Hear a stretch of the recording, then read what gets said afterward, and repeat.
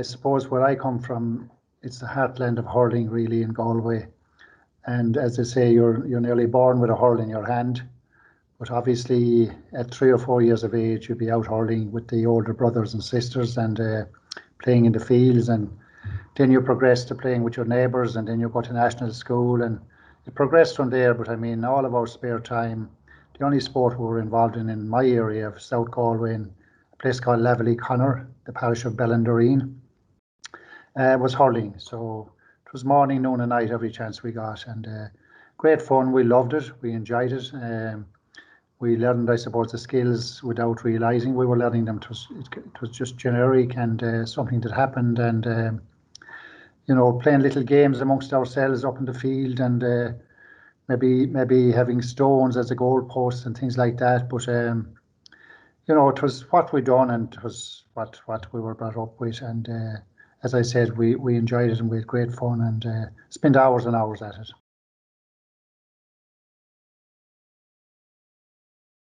At a very early stage, my dad, when we'd be out in the field beside the house, when he'd be finished his day's work, he was a farmer obviously, and we all worked on the farm and worked hard indeed as youngsters and as we grew up. But we'd be out in the evening playing hurling, and my dad would maybe lean on the wall and smoke his pipe after a hard day's work, and he'd be looking out at us, betting the living daylights out of each other. And I remember one particular evening he called me over.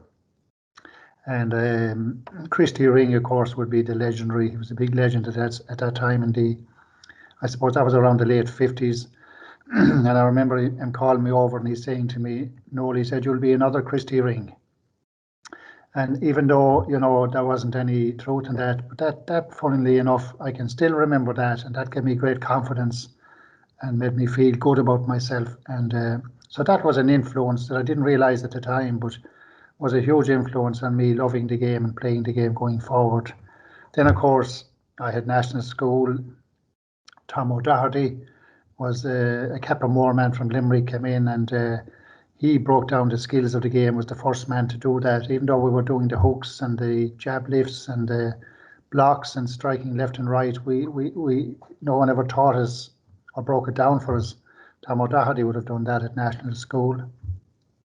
And then I would have progressed to the college in Gort, and there was a great mentor there and coach Sean Devlin, and he certainly added to that and brought leadership and communication skills and the things that were important to the game into it. And we reached the college's final with him in 1973. Unfortunately, were beaten. And of course, then there was my club, Ballindereen, where I used to cycle back 6 or 7 miles from home. We were at the tail end of the parish. And there was a lot of people there in the club that influenced my career and that I looked up to, and certainly tried to emulate and again improve the skills further and the teamwork and things like that at club level. So there was a number of people at the early stages that would have influenced me.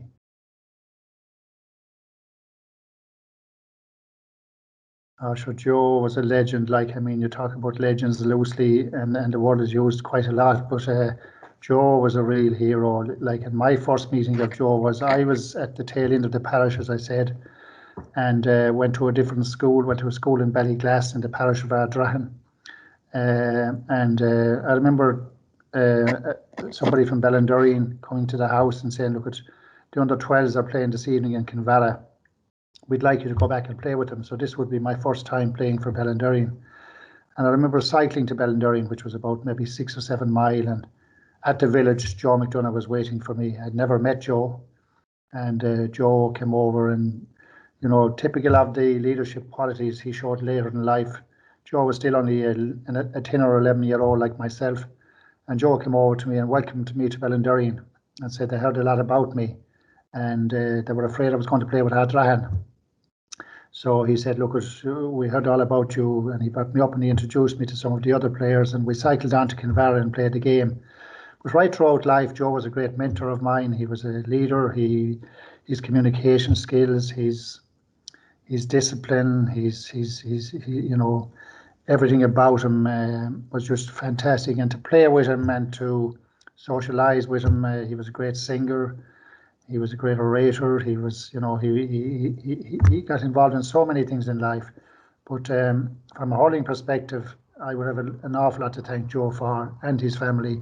But that first memory of meeting him in Ballinderreen and shaking my hand and welcoming me, I mean, you'd expect a 50 or a 60-year-old person to do that. But Joe was a young fella. To have the presence of mind to know that he was a stranger coming in. I was shy. I was nearly embarrassed. But he made me feel welcome straight away and introduced me to the boys, and it took off from there.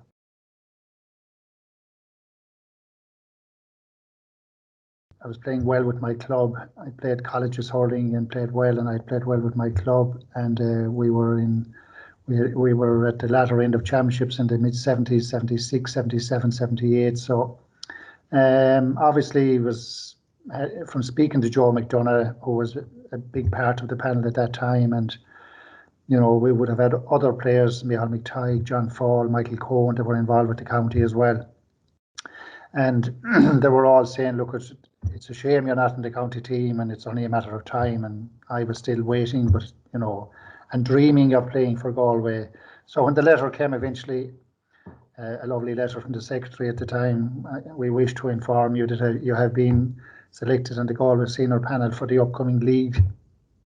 So that was brilliant. I mean, I just couldn't believe it. And going in training then with my heroes, and it was just a wonderful experience. You felt in awe of them, really. They had won the National League in 1975. They had played in the All-Ireland in 75, and they were household names now. And to be in there and be part of it was fantastic. But I suppose the the most amazing thing of all was I worked in the forestry, and I was based in Auckland in Wicklow at the time, and there was no mobile phones that time. Indeed, there weren't many phones either. But I was staying there with a group of other foresters, young foresters, and we had our meal in the evening, and I went up to my room to change and to go out for a walk or a run or something. And one of the lads ran up the stairs and said, "You're some so-and-so. You never told us you were playing for Galway on Sunday." So I said, "What are you on about?" And he said, "Well, I'm after getting the evening press, and the Galway team are on it, and you're playing wing forward." So that's how I heard I was playing for Galway against Clare in Tulla. So drove home that Friday evening, trained with the lads, proud as punch. Another part of my dream coming true. Driving to Tulla on the Sunday. Tugging out with the lads again, in awe of them, and tugging out beside PJ Malloy, and he was rubbing punching into his legs, into his muscles to try and warm. It was a cold November's day, and I said to PJ, why are you wasting that? Give me a slug of it. So, but anyway, went out and played the game and scored a few pints, and going back to the hotel in Gort afterwards and having the evening meal and driving back to Auckland and Wicklow afterwards, as proud as punch. And dreams for me, dreams coming true, and realising that having played and scored a few pints that I was able for this and up for this. So that performance, I suppose, gave me confidence. It wasn't that I was played poorly and taken off or anything. So it was great to get a positive start and score and finish the game. And I'm not sure whether we won or not. I think we were beaten.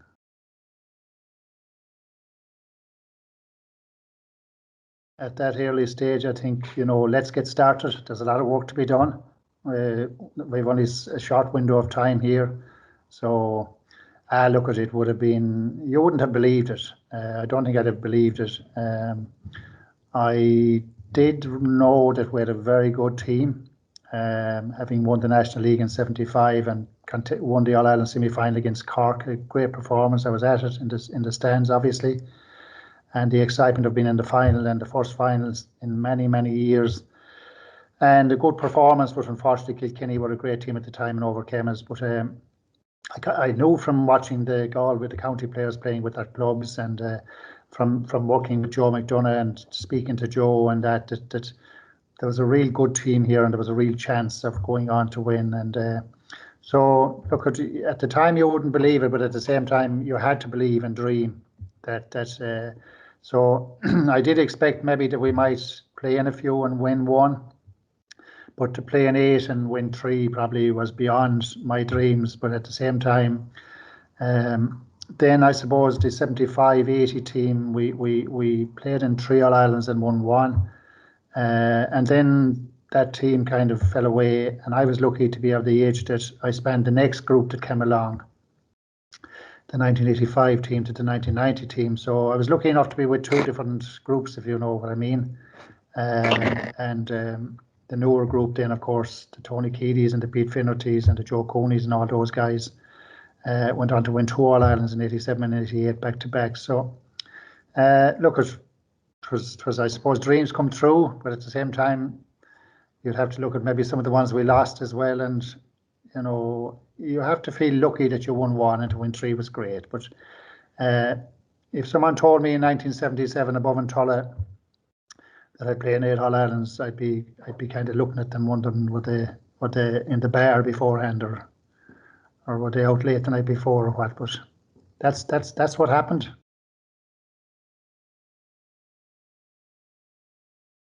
The first time I was in Croke Park was the 1973 All-Ireland football final, believe it or not. I loved Galway football, still do. I grew up, you know, in awe of the 3 in a row team of 64, 5 and 6. When hurling wasn't so strong, I suppose we fell back on the football a little bit. I remember going out onto the pitch in 73 and getting a bit of the soil and putting it in my pocket and bringing it home. So that's what I thought of it. And kept that, and it's my mother, God be good to her, had it somewhere, and it's probably at home in my home house up in the attic somewhere, but probably growing grass and weeds at this stage, but it's there somewhere in a little box.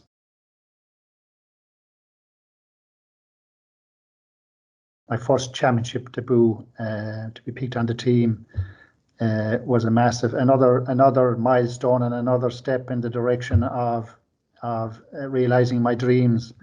And then obviously staying at a hotel and the bus, we'll talk about it later, the bus journey to Croke Park and tugging and going out on the pitch and, you know, I suppose having listened to Miall O'Hare over the years on the radio and the television and saying, here comes Galway.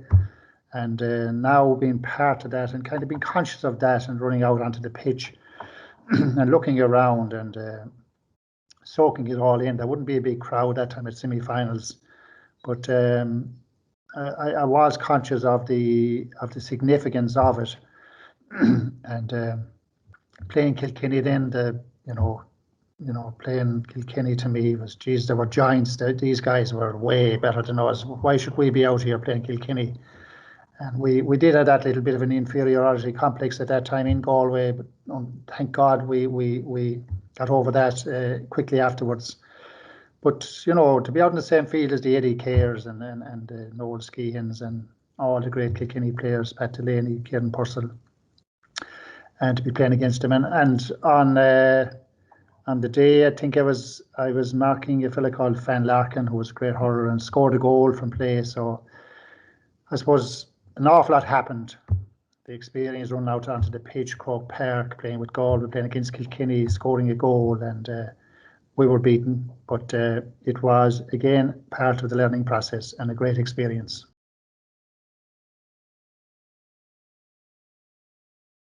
When I played in Croke Park first, it was more like a field. It was actually uneven. People didn't realise it looking down it, or the cameras looking at it. But it was actually an uneven surface. There was hills and hollows, not huge, but they were there. But it was a Colosseum at that stage to GA people, and it was a holy grail, and it, you know, the 1916 thing and all the significance, political and otherwise, that went on there, and the likes of Michael Collins being at games that you would see photographs and clips on television of, and that, and the history of the place was just hugely significant. I suppose then, as I developed as a player and later on, it did improve somewhat, and definitely did, from the big bat in the dressing room. I don't know, you're aware of that, but when teams went in, when I started off, there was just one big bat in the middle of the room and everyone jumped in, you know what, and but showers were introduced in the dressing rooms and toilets and different things, and facilities improved. But oh my God, like, I mean, to look at it now, and being there recently on a tour myself with the Borori na Gaillimhe, former Galway Hurlers network. We were up there and we did the tour of the stadium and we did the skyline, and it's just incredible. It's a credit to the GA. It's one of the greatest stadiums in the world for and some of the fastest games in the world. And I suppose hurling maybe more so than football, but the GA in general. And what a legacy and what a stadium. And it's just to go there now to games, the hair stands in the back of my neck. And I'd love to be out there playing the surface that's there now. But look at, we had our day, and the players, I know the current players appreciate it and acknowledge it as well. And what a wonderful place to go. And it's still as big a dream for a player to go there now as it was in my time, or any time.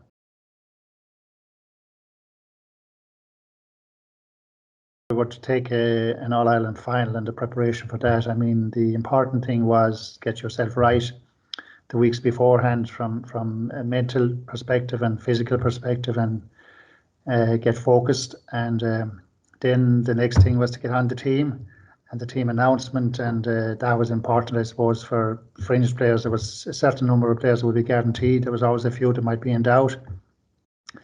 Then the plans, the tickets, all that went kind of the media night, and all of that was done beforehand. And the players really looked forward into the Saturday to go to wherever they were getting on the bus to hit for Dublin. And of course there'd be different guys for different places in the bus. Some guys stayed in the front, and there was no earphones that time, but they might be listening to a bit of music, or they'd be talking politics or reading the paper or whatever.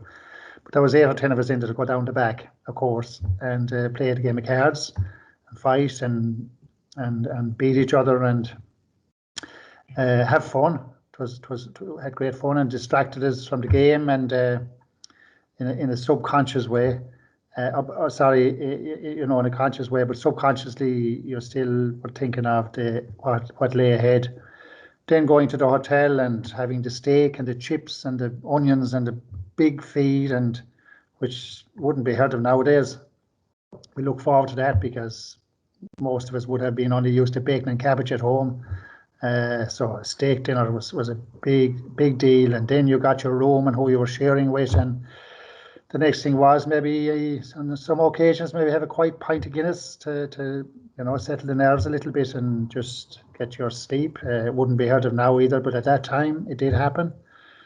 And the walk maybe up along the canal or somewhere, and the crack and the jokes, and back to the room then. And the next thing there would be hope that you'd just relax and sleep. That happened easily when you were younger and in your first years, but as you grew older and got more tense and there was more expectation of you, personally I found it more difficult to sleep, but in the early years no problem. And up in the morning, big full Irish breakfast, just exactly the wrong thing to do. Eggs and rashers and sausages and hash browns and the whole lot, and tea and bread, and out for a puck around then, and out to the Phoenix Park, and that was letting off steam, getting the feel of the hurley again with your friends, a bit of crack back. Big load of sandwiches, ham sandwiches and salad sandwiches and all of that, and then a team meeting, mass, of course, a group team mass in a room at the hotel, and it was all part of it. There's so much to it, you could spend an hour talking about each segment of it, but just to take you through the mass, team meeting, the sandwiches, then onto the bus, and then this journey to Croke Park was very, very special. There was quietness generally in the bus. At this stage now you were getting in the zone, and you've seen the supporters and you've seen the opposing supporters, and you now realise the battle that lied ahead, and you started thinking about the game, and it was hugely important to comprehend the significance of it, and that you had the part that you had in it, and how lucky you were to be there. And there are a lot of people that would love to be there that weren't there, and didn't get the opportunity to be there, and not that, and the women, ladies and men banging on the window of the bus and so excited, and there'd be always a few that would have a few drinks too many, and maybe someone might attempt to actually jump into the bus. They'd be so excited. But into Croke Park then, and into the dressing room, and generally a lot of quietness. There might be an odd messer or character, but personally I would be quiet enough, and I'd be conscious of who I'd tug out beside, and Generally a more positive person that, wouldn't say anything negative, because one bad thought or one negative comment at that stage could be important. So I generally try to sit beside positive people, and they'll probably now look back when they hear this and say, geez, I must have been a positive guy, and or the guy I wasn't beside might be saying I must have been negative, but you know what I mean. And so then, of course, the build up and out onto the pitch and all of that was so that's a flavour of the build up from when you leave home on the Saturday, and then of course the game, and we'll talk about results and things like that later on.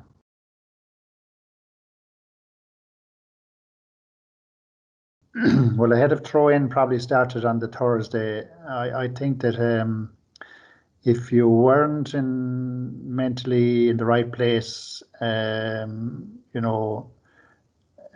the Thursday or Friday at the latest, I think after that it was too late.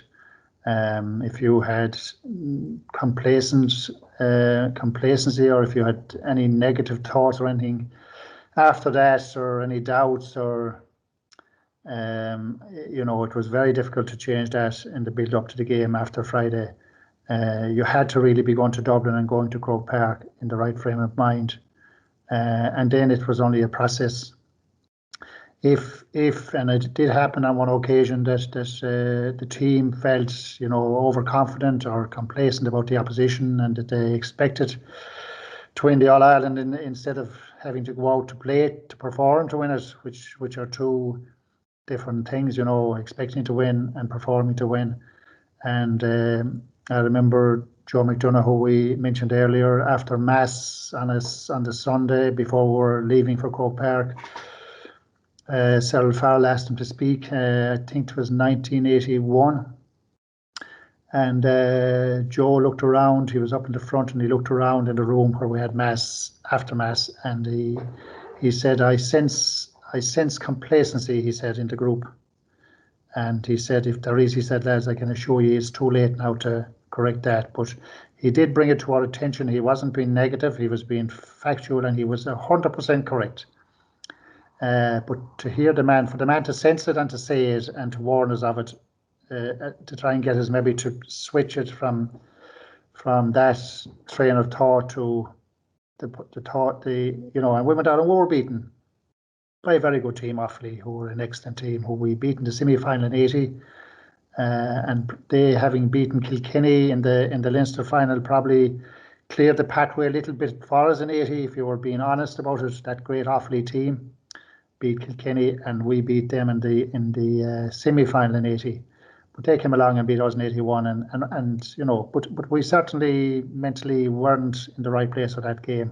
So in the zone is important, in the right zone, and you have to be there in the build-up the week before the game. It's too late in the dressing room.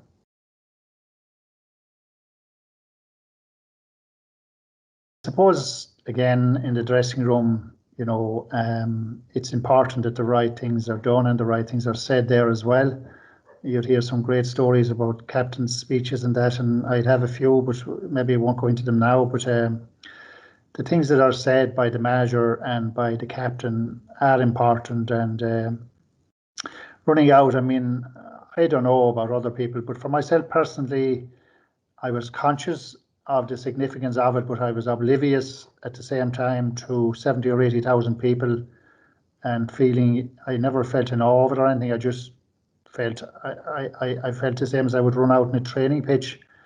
Mentally, I just wanted to get through the puck around, the parade, the throw in, and just get a supply of ball and win the ball and get scores and hopefully a goal opportunity and take it. So I personally had no problem whatsoever with dealing with the crowd in Croke Park, or the stadium, or the Colosseum as it was. Or, I mean, it never dawned on me that people were looking down, or there was television or anything like that. I was totally oblivious to that. So maybe all players were like that. Maybe some weren't. Maybe some underperformed because they were conscious of it. I don't know, but it certainly never bothered me, even when I played poorly, or when I would have maybe missed an opportunity.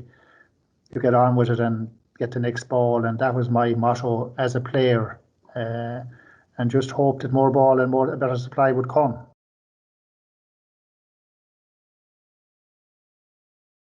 I was sharing a room with Frank Burke. Frank was on in 75 and all along, and was player in the 75 league final success, and played in the 1980 semi-final, in the 1975 semi-final and final, and Frank would have been one of my heroes, and to be sharing a room with him was special. And the chat before, when we went to the room and went to bed, obviously, and he told me years later he found it very difficult to sleep that night, because as you get older and there's more expectation of you, players seem to find it more difficult to sleep, which might seem simple, but it's usually important. I slept like a log. He had to wake me in the morning, and the usual things then, the mass and the team meeting and the breakfast and the sandwiches and all of the things that we talked about before. But I suppose going out onto the field then, and we harped on it as well, it was a wet day, the puck around again. I just felt, I was surprised myself at how calm I felt and how confident I was. I don't know if I had any reason to be as calm or as confident as I was, but I just couldn't wait to. And at this stage, I mentioned earlier that we were in awe of the Kilkennys and the Corks and the Tipperaries. At this stage, we believed we could beat, we could win the All-Ireland and beat Kilkenny. And Joe McDonagh was captain to make it, even more extra special. Club mate of my own, probably my closest friend at the time, and always was indeed. And the parade, and it was all just again surreal and nearly out of this world kind of stuff, and dreams come true. And having watched so many All-Irelands in television and hurling and football as a youngster and that, and now subconsciously here you were living the dream, and felt good. Was on the great Paddy Prendergast on the same day and got a great goal from play. The supply wasn't great of ball, I thought, and I just wanted more ball that day. I felt I could burn, or I just felt really, really confident, and got a great ball in and got a goal, and ended up being voted goal of the year in 1979, and it was just a great feeling, but terribly disappointing. We were beaten in the end. Awfully disappointed, delighted with my own performance, I must say, which was a selfish thing, but terribly disappointed for Joe McDonagh as captain, and for Galway being beaten again after being beaten in 75. A lot of the guys now being beaten again, wondering would our day ever come. But a great experience, a learning process, having played in All-Ireland, having scored a goal, and having experienced being beaten and in the dressing room afterwards. And again, and any player will tell you, that's part of the learning process, and preparing you for the future.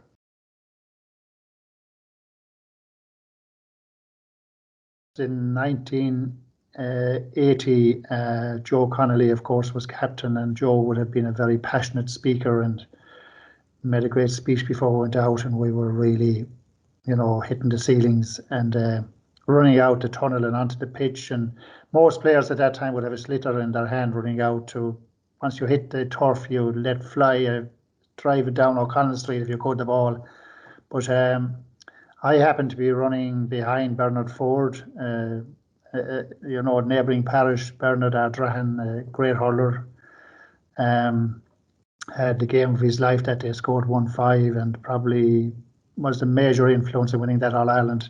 But running out onto the pitch, Bernard had the sliotar in his hand, and I was behind him, and he swung the hurley, and the backswing caught me and ended up getting 6 or 7 stitches over the eye. So I think it settled Bernard. Bernard looked back and he thought he had me killed, and I think it settled his nerves. He thought, I'd say for a split second, what am I after doing?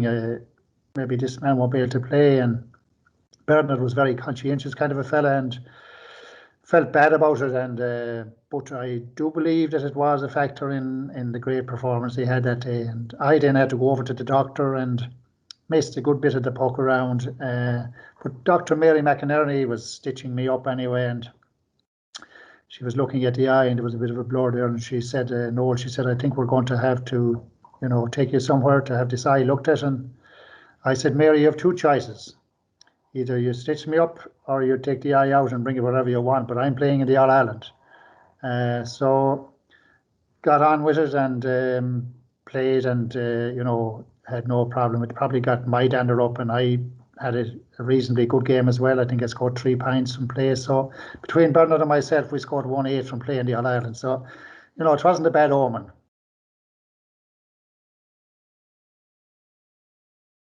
Played Limerick, and Limerick were a great team and great Munster champions. And when the final whistle went, I suppose you wonder, is this true? Has this happened? And then the crowd come out and the euphoria, and again, you just want to get up the steps of the Hogan stand, like you've seen in the Colin and John Donlan doing for the Galway footballers in the past, and so many other captains, and to get up the steps there. And I remember somebody giving me a fag. I used to smoke an odd cigarette at the time, not much indeed, but it wasn't unusual to see players having a cigarette up the steps of the Hogan stand at that time. And when I look back and see it now, I'd be disgusted with myself. But in any event, and I suppose being up there in the stand, the story of the next 20 minutes was the two Joes, Joe Connolly's speech, which was wonderful. I didn't understand a lot of it, but I knew the gist of it.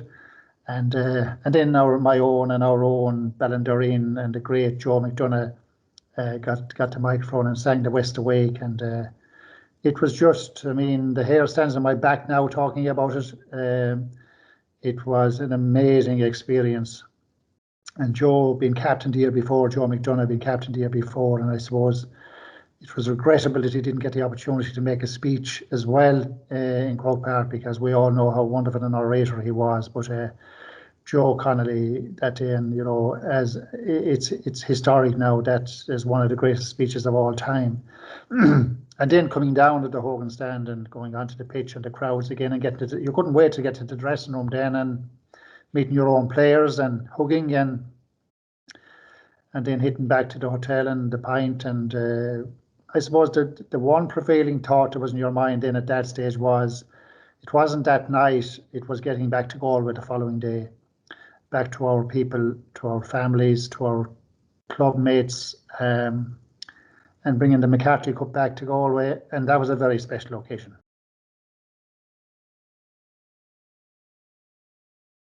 Well, Monday was a long day, I can assure you, after the breakfast. And of course, everybody runs out to the local shop and gets the newspapers and see did they get a mention or is your photograph on it and all that kind of stuff. It's kind of, that's normal enough. And did all of that. And I suppose then at some earlier stage, maybe having a couple of pints. And at that time, then both teams that played in the All-Ireland met up and watched the game together, which thankfully got rid of shortly after that. But it might sound unreasonable, but I certainly didn't think it was necessary. So back then, and the bus journey down, and it was a long journey. It took us all day to come down, really. We didn't get to Galway till about 1:30 in the morning, 2 o'clock. We were tired at that stage, but at the same time, then when we seen the crowds started in that Lone, going over the Shannon, walked over the Shannon with the cup, and then on down to Ballinasloe and Loughrea and Crockwell and Oranmore and into Galway City and out to the Sacred Coeur Hotel, or into the square, sorry. And it was throbbing and thronging, and I suppose at this stage people were tired, and a lot of people had a good lot of celebrations behind them. So then after that it was on to the Sacred Coeur Hotel and having a full dinner at around 3 o'clock in the morning. And I remember the people you really wanted to meet then, and I omitted it earlier after the match 1980, one of the main things I wanted to do after the presentation was to meet my wife, Carmel. And I met her and I cried then for the first time with emotion, because she had been so good to me, and she was there in the bad days, and she always puts things into perspective when you win and when you lose. And she had made huge sacrifices for me to reach my dream. So meeting her and hugging her was very emotional, and still nearly brings tears to my eyes thinking of it. So meeting my parents then on the Monday night, mum and dad, in the Sacred Coeur, tired and weary, half 2 or 3 o'clock in the morning after being in Croke Park the day before and having their own celebrations, and so that was very emotional as well. So lots of things like that, were very significant in the whole celebration of winning the All-Ireland.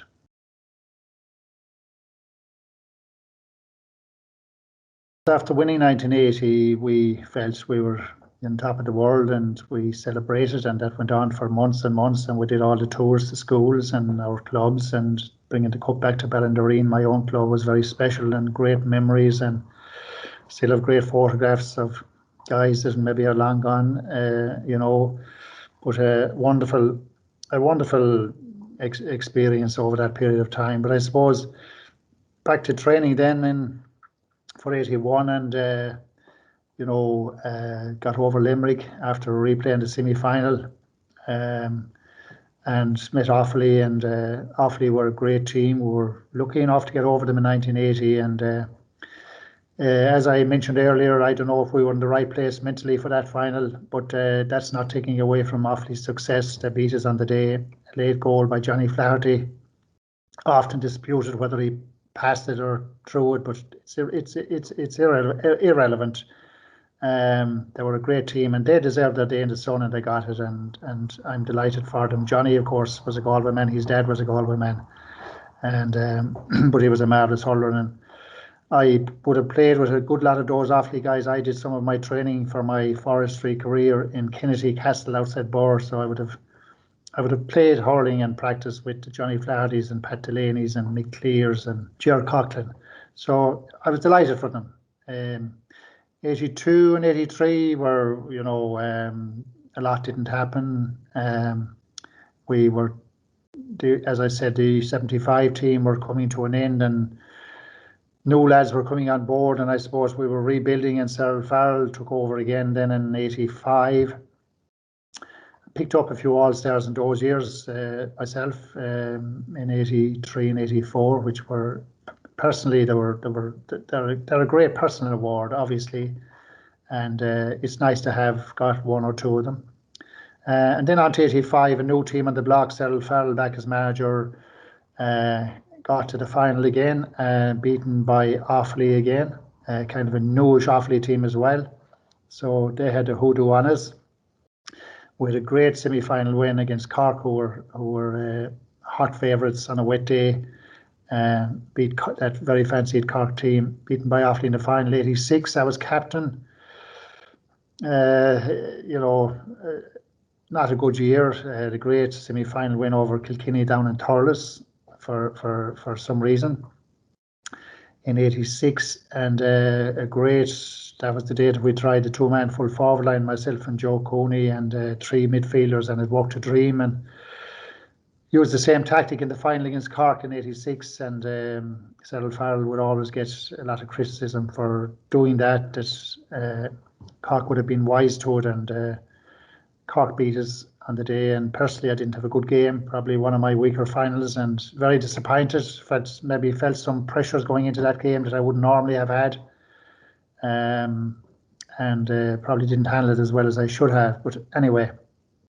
So then we were, having been beaten in 2 more All-Ireland finals, it was either going to go one way or another for me personally and for the team. So that was that era. There was, we had great days and we had bad days, but it was, again, Cyril had built and was building a new team.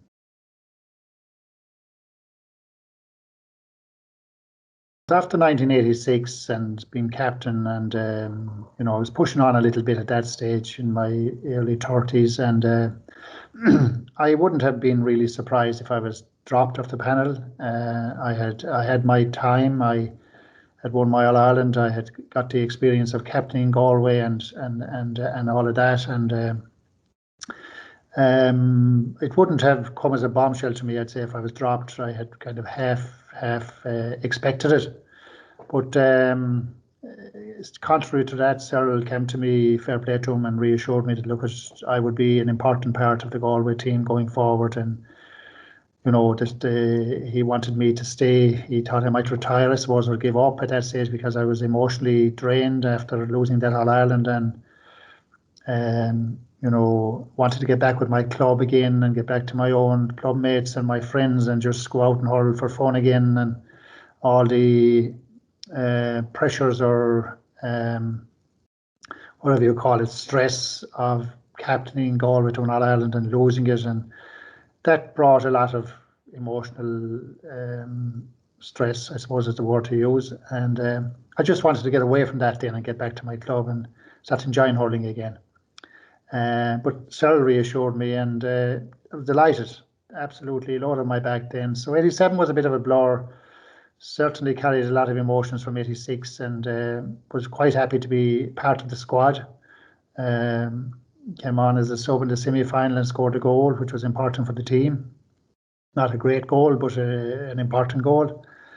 And then coming on in the final and doing likewise again, getting another goal, and winning that 87. And personally, having won my All-Ireland in 1980, I had that medal in my back pocket, and I was happy enough with that. But I was now extremely delighted for the rest, this new panel that now had their first All-Ireland medal, and to have made a positive contribution to that. I felt, I won't say a father figure, but I felt like this, I had helped these guys to reach their dream of winning an All-Ireland, and that was important. 88, then I was back playing with great confidence and enjoying my game again, and really confident, as I said, and got back on the starting team in the semi-final and had a great game, scoring 1-4 or 1-5 from play, and really flying it, and had a slight tweak in a hamstring the Tuesday night after that game, and had to rest for a week, but got back doing light training. And on the Tuesday night before the All-Ireland, then Cyril Farrell called me aside and told me I wouldn't be starting. So that was a bit of a bombshell. Having scored 1-4 from play in a semi-final, you didn't expect to be dropped, but they decided to select Michael Coleman, who I would have absolutely no argument with. I thought he was an amazing hurler, a massive player for Galway for many years, and I couldn't understand how he wasn't on in the first place. But I just felt maybe there was some other guys that could have, got the chop other than me. But Cyril and management probably felt, look, this guy's pushing on a bit. He has good experience. He might be a guy that would be better finishing than starting the game. So I didn't want to hear that at the time. I was just terribly disappointed. So went away and had a couple of pints and slept on it. And next day I realised, look, you have no divine right to be on the team. You're part of a squad. This is what management want. It's what's good for Galway, and it's what they believe is the best thing to do. So final came on as a sub and got the winning goal, as it turned out, and I suppose that was hugely important for me, because it proved that I still had something to offer. It proved that maybe the guys were wrong in dropping me, and it proved that, look, I'm going to prove you wrong, and at the same time getting the goal that made it was decisive. And so there were there was different emotions through those 2 years, but at the end of the day, winning back-to-back All-Irelands was massive and huge, and great to be part of it, and delighted to be part of it.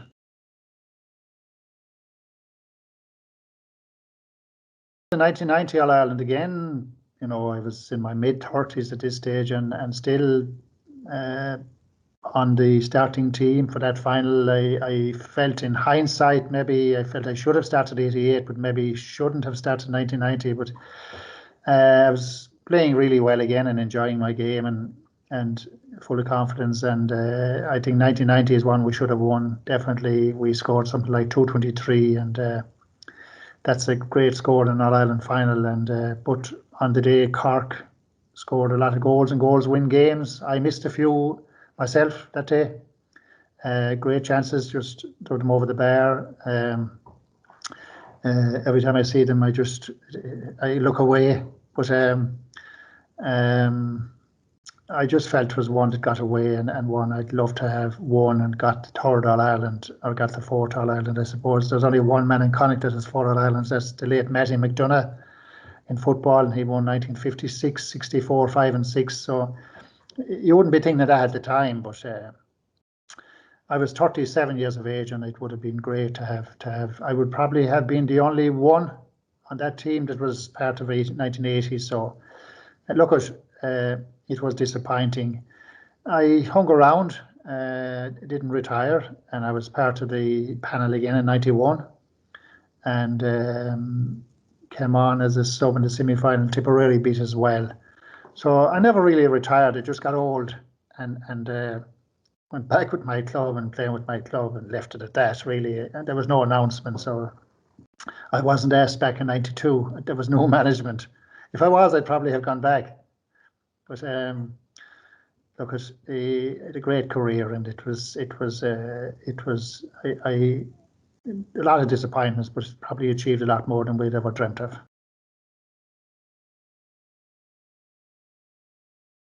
Well, I would have been involved in managing teams and coaching teams, I suppose, even when I was playing with Galway. And I had a great experience with a local club, Bridge, in 1983. They were intermediate, and they were for years trying to get up senior, and they came to me. So I got involved coaching them that year, and did a lot of work with them, maybe more mental than physical, but did a lot of physical as well. And we had great fun and great crack, and I think the lads in Ridge really bought into my approach and my, I suppose, commitment to them, and my attention to detail in management and in coaching, and brought a lot of what I would have been through myself with the county teams to them. And they ended up winning that championship, and that planted the seeds in my head, I suppose. Look, this was fun, this was enjoyable, it was great again to see another club and lads that were years and years and years trying to win a championship, and to be part of that with them. I enjoyed that. I enjoyed winning that maybe more than I did as winning as a player myself, to be honest with you. So I got involved with the Galway Minors in, first of all, it's been 2 years with them, beaten in a semi-final in 96 and a final in 97, disappointing after a replay, or 95 and 96. Then under 21s, 2 years with them, beaten in the All-Ireland both years by a Kilkenny team and a great Cork team. And then took the ultimate step up to senior in 2001 and reached the All-Ireland, beaten again by a few pints, and the minors and the under 21s were all by a couple of pints. And in 2002 we beat Cork down in Thurles, and played Clare in Croke Park, and a late pint by Colin Lynch beat us. And I was Galway at that time, Galway management, or the Galway County Board. It was traditional that you got a couple of years, and if you didn't deliver, you were out the door. So I had a great relationship with the players in 2001 and 2002. I felt that we were in part of a process. Continuity was important for the players. They wanted continuity. They wanted me to continue, but unfortunately, the Galway County Board don't do patience, and I was just ousted out. I felt I had learned a lot, but a lot more to learn, and I would have loved to have continued on and brought that team forward and maybe have won an All-Ireland with them. But, that was it. Went on to manage club teams after that and coach club teams. But from a county perspective, very enjoyable. I had great players with me at minor, under 21, senior. Enjoyed them all. Enjoyed seeing them develop. Enjoyed seeing them play in their All-Irelands, and didn't enjoy the dressing rooms afterwards. And I suppose it was unfortunate, and probably one of the regrets I would have in my whole GA career would be that I didn't manage a team to win All-Ireland. That would be a regret, but it doesn't dwell in my mind, but it is a regret.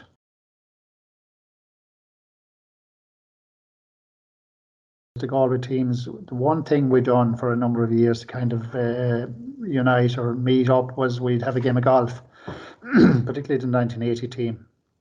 And we used to play, we got somebody presented, I think it was a son of the late great Inky Flaherty, who was involved with the Galway teams in 75 right up to 80. And one of the family presented us with a cup, an Inky Flaherty trophy, and to play an annual round of golf for it. So we did that for a number of years, and we got talking then, and we said, why don't we expand this out to the 87, 88 team? And we talked more, and we said, why should we confine it to winning teams? And we developed it from there, and we talked about why not have it for all teams that played in all Irelands. And then we talked about, and it would be a close enough knit group of us that were having all these discussions and conversations. And eventually we decided, look, at anybody that played for Galway at any era, in any grade, why not bring them on board? So we ended up doing that, and we trawled all the clubs in the county, and we got information back as to who played minor, under 21, junior, intermediate, senior. We put a lot of time into that and got great support from clubs and members of clubs. There was always someone that would have this information for us. And then we contacted all of these people and invited them on board. So we ended up with about 350 odd former players that came on board. And the next thing then, what would we call ourselves? And Joe Connolly being a Gaeilgeoir, and his parents being from Connemara. He said there was an old Connemara word, he said, called borrower, which was a hurler. So we expanded that out to borrower in a Galway, which would be hurlers of Galway. So it's a great initiative. Joe McDonagh, the late great Joe McDonagh, again, our great friend, launched the initiative in 2015. And it has gone from strength to strength. We do lots of things. We'd never be all together, but different groups that have different hobbies. Some play golf, some groups go to the races together. We go to Croke Park together. We do tours together. We did the Skylon and the tour of Croke Park. We went to Hurling and Uachtaráin.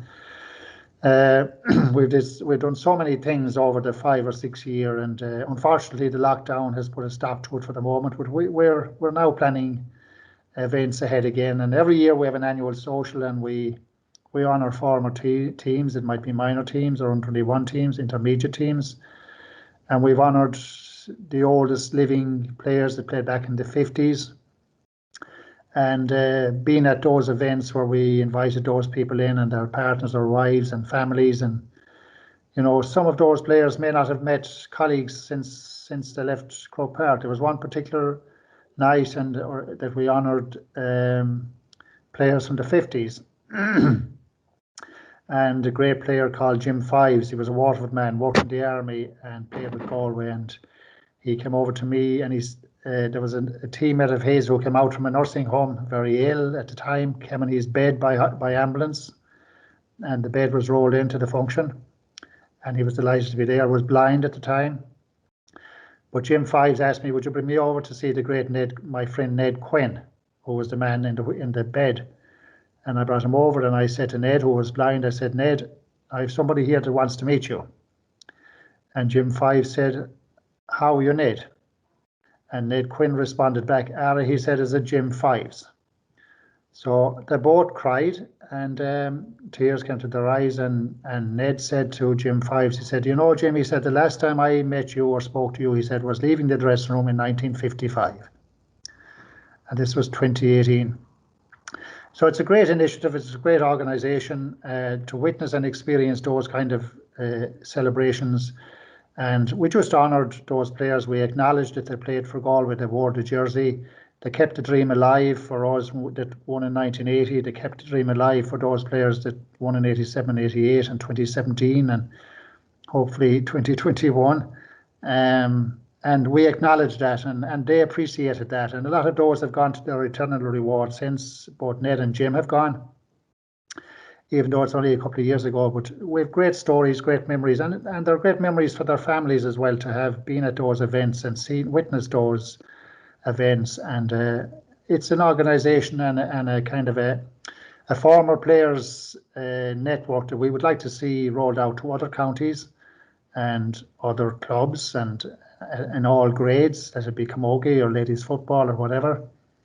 And other counties. We invite players from other counties in as guests. We've invited great players from Cork and Kilkenny and Tipperary and Offaly, and they're amazed at what they see at those functions. And but there's a lot of work in it, and you know, sometimes when there's a lot of work, it's hard to get people to do that work. But I'm chairman, and you know, we have people like Joe Connolly and Sean Steele, Kenny Clark, and I'm going to leave out names now, you know, but we have great people involved in the backroom team. There's 15 or 18 of us in the committee, and look, we all share the workload, and we plan for it to continue. We have great plans afoot for the future, and those players, the former players that didn't have the look of winning All Irelands in particular, I suppose, and that were forgotten really.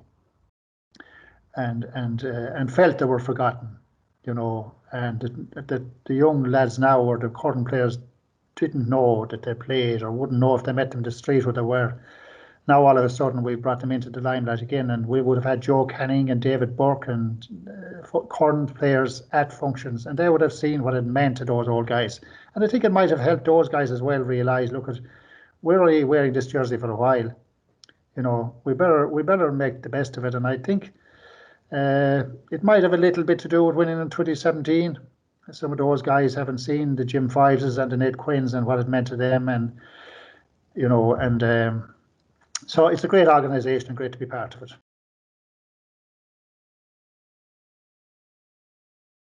Well, there'd be a few really that'd be difficult to you know, differentiate, but I suppose the first great experience I had was the 1978 county final with my club, Ballinderreen.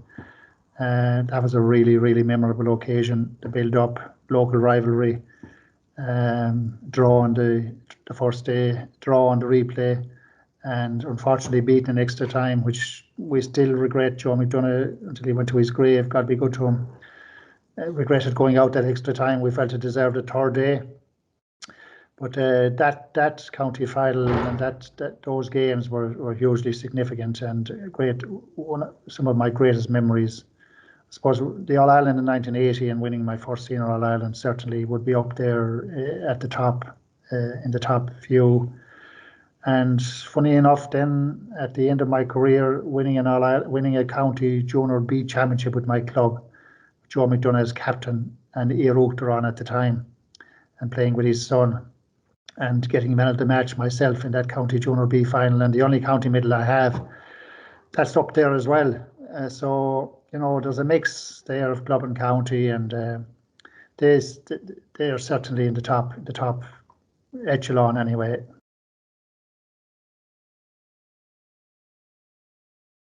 I suppose if they're good enough and they feel that if they have the dream to play, I suppose it's a question of continuing to practice. The opportunity will come.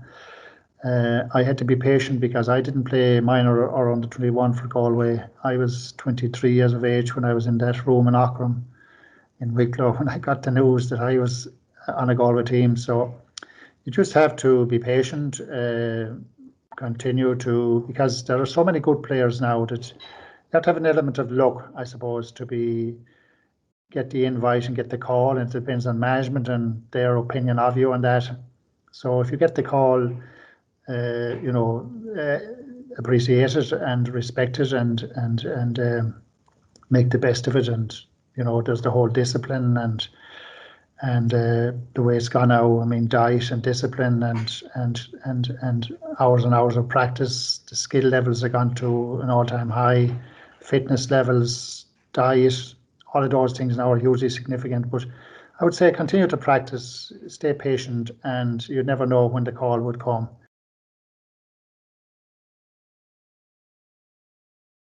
Well, I suppose with great fun. I played hurling because I loved it and enjoyed it. It wasn't because it was never a chore. It was never anything other than fun and enjoyment to me.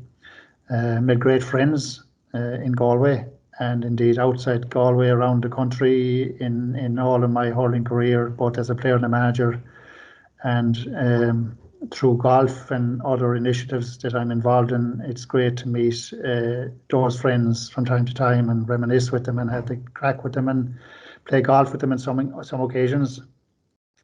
And I suppose great memories then as well. So there's the fun, and there's the friends, and there's the memories. Not all good, but we had wonderful times. The bus journeys, the hotels, the build up to games, the successes, even in the failures on some occasions. You built on them and learned from them and that. But regrets along the way, as I said. But great fun, great friends, great memories. Luckily, I was very lucky with my family as well, that they were so supportive. I mentioned Carmel earlier, and her support, and I suppose allowing me the freedom to go and achieve my dream. My parents, first of all, when I was very young, we were farming, and I suppose to allow me the time to go and train with my club and play with my club. So my mum and dad and my brothers and sisters, they would have been all very supportive at a young age. And then my own wife Carmel later, and my family, Eve and Mark and Patrick, they wouldn't have been around when I was playing, but when I was involved in management, and that, as I mentioned earlier, probably for them as well, I would love to have managed a team to win. But look, we had some great memories, but they were hugely supportive. And I suppose it's on the Monday after a victory or defeat that you want someone to put it into perspective for you. And Carmel always did that, I suppose. And you'll always have the love of your family then to, bring you back down to earth. And it's only a game, and get on with it.